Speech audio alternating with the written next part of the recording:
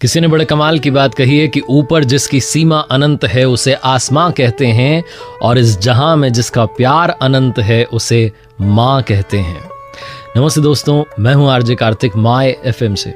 एक बड़ी छोटी सी कहानी है जिन्होंने लिखी है। वो कहते हैं कि मैं एक बड़ा अधिकारी बन चुका था और मेरे घर में मेरी पत्नी थी और मेरा बच्चा था, और साथ में मेरी माँ रहती थी।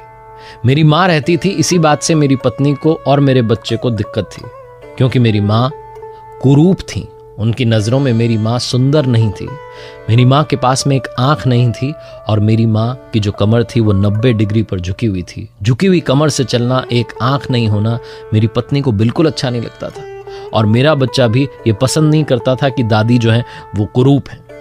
जब भी उसके दोस्त आते थे तो अपनी मम्मी से कहता था कि मम्मी दादी को अंदर भेज दो, यहाँ बैठी रहेंगी, मेरे दोस्त आकर के उनका मजाक उड़ाएंगे। यहाँ तक कि मेरी पत्नी की सहेलियाँ आती थी तो मेरी पत्नी भी मेरी माँ को